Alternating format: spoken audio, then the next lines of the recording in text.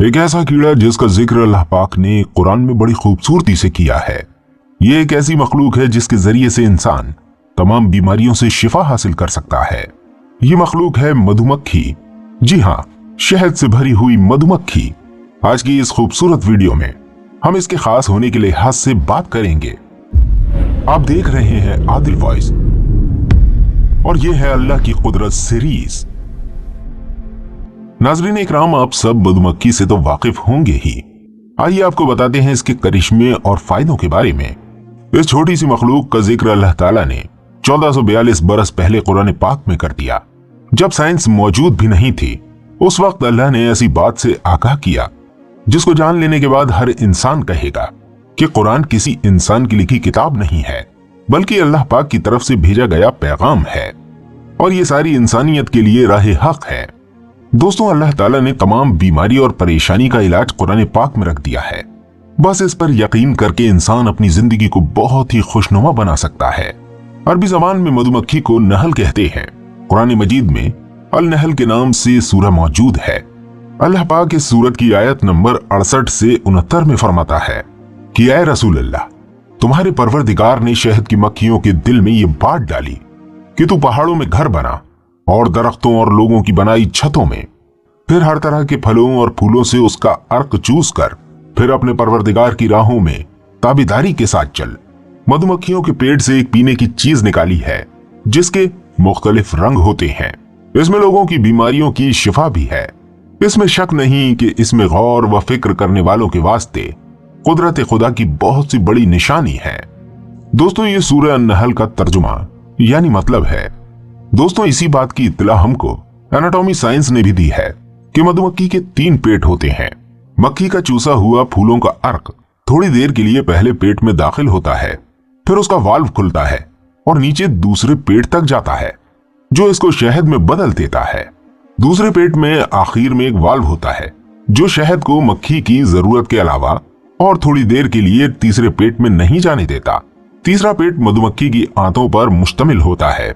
उड़ते हुए अपना सफर मुकम्मल करने के लिए थोड़ा सा इसमें से खाती हैं और जब मधुमक्खी छत्ते पर लौटती हैं तो ये दूसरे पेट में जमा हुआ शहद अपने मुंह से निकालकर छत्ते के सुराखों में छोड़ देती हैं।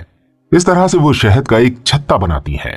इन छत्तों को वो पेड़ों पर और छतों पर बहुत शिद्दत से बनाती हैं। उसके बाद हम लोग इस छत्ते को तोड़कर इसमें से एहतियात बरतते हुए शहद निकालते हैं। फिर इस शहद को बाजारों और शहरों में बेचा जाता है। शहद का इस्तेमाल बहुत सी दवाइयों में और कॉस्मेटिक में भी किया जाता है। शहद का इस्तेमाल आयुर्वेद में ज्यादा किया जाता है। इसका इस्तेमाल सर्दियों में ज्यादा बढ़ जाता है और जिसकी वजह से शहद बहुत कीमती मिलने लगता है। दोस्तों, अल्लाह पाक के प्यारे महबूब और हमारे और आपके प्यारे आका हुजूर पाक सल्लल्लाहु अलैहि वसल्लम की पसंदीदा चीजों में मधुमक्खी से निकला शहद भी शामिल है। आइए हम आपको हमारे प्यारे नबी हुजूर पाक सल्लल्लाहु अलैहि वसल्लम और मधुमक्खी का एक बहुत प्यारा सा वाकया सुनाते हैं। एक बार हमारे नबी बहुत से साहबा इकराम के साथ सफर कर रहे थे तो रास्ते में हुजूर पाक सल्लल्लाहु अलैहि वसल्लम को भूख लगी।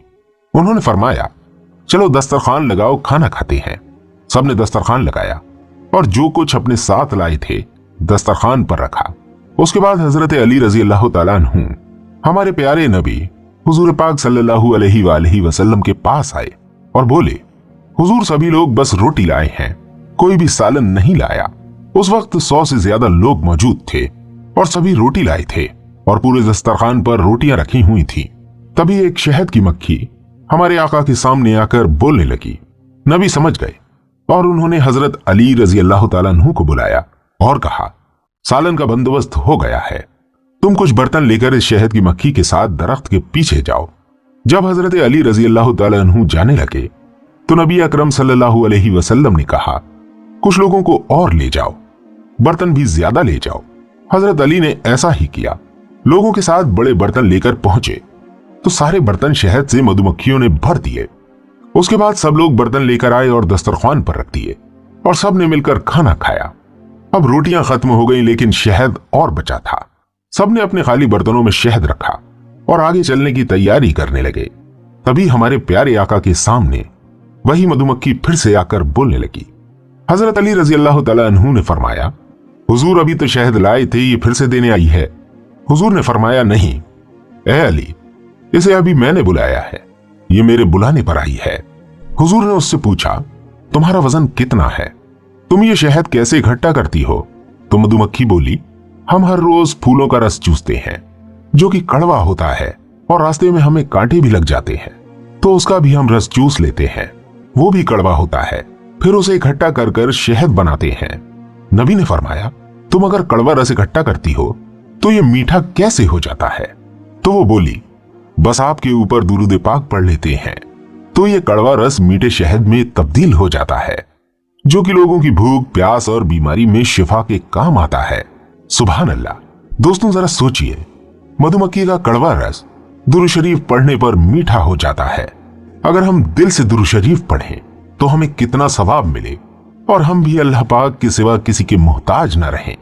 दोस्तों क्या आप जानते हैं, इस मधुमक्खी का एक बादशाह होता है जो जिस्म में और कद में इन सबसे बड़ा होता है, जो हजारों लाखों मक्खियों को काम पर लगाता है और सबसे अलग अलग काम तलब करता है। और इस बादशाह को यासूब कहते हैं। ये सबको अपने अपने काम बताता है। कुछ मक्खियां मकान बनाती हैं जो सुराखों की शक्ल में होते हैं, और यही मक्खियां इन सुराखों को बहुत ही बारीकी और खूबसूरती के साथ बनाती हैं। और कुछ मक्खियां यासूब के हुक्म से अंडे और मक्खियां पैदा करती हैं, और कुछ मक्खियां शहद बनाती हैं और कुछ मोम बनाती हैं। इसमें से कुछ मक्खियां सफेद शहद और कुछ लाल शहद, कुछ पतला शहद बनाती हैं और कुछ गाढ़ा शहद, कुछ पानी लाती हैं तो कुछ पहरा देती हैं। और इनमें से कोई भी मक्खी एक दूसरे के घर में नहीं जा सकती, उसकी हद सिर्फ अपना ही घर होती है। ये फल और फूलों का रस लाकर अपने घरों में इकट्ठा करती हैं, और इनकी तलाश में वो पहाड़ों में, जंगलों में, दरख्तों में और मकानों में सैकड़ों मील अलग अलग रास्ते में चली जाती हैं। और हैरान करने वाली बात यह है कि वो अपने घरों में सही सलामत सही जगह पहुंच भी जाती हैं। ये मक्खियां कभी भी अपने घर का रास्ता नहीं भूलती।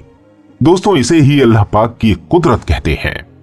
दोस्तों मधुमक्खी हर मौसम में तमाम फलों और फूलों से कई तरह के शहद तैयार करती हैं, जो कि हमारे लिए बहुत काम आता है।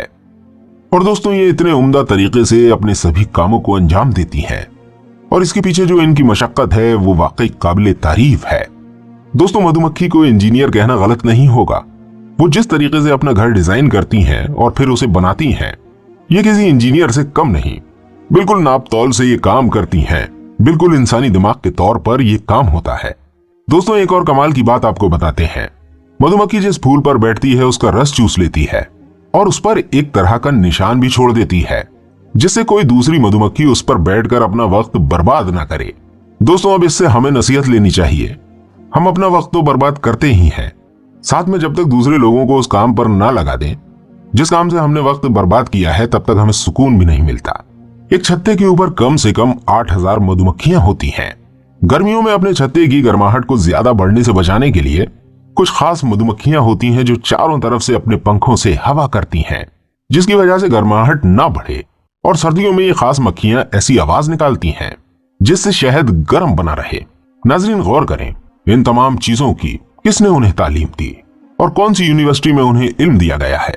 बेशक अल्लाह पाक ने किस तरह उन्हें तैयार किया है, वो अपना काम बखूबी करती हैं। और बेशक मधुमक्खी के शहद में शिफा है।